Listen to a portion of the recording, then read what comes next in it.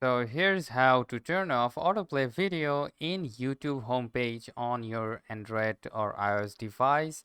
So for that reason, first of all, you need to open up your YouTube application and just wait for a second. And as you can see, this video right over here is now autoplaying, but I want to stop this. So how you can do that is quite simple, guys. For that reason, first of all, you need to tap on the profile icon on the bottom right side corner, and then simply tap on the gear icon, which is the settings actually. So right after that, you need to select the general option, and then from here, as you can see, playback in feeds, you need to select this option and simply go with the off option.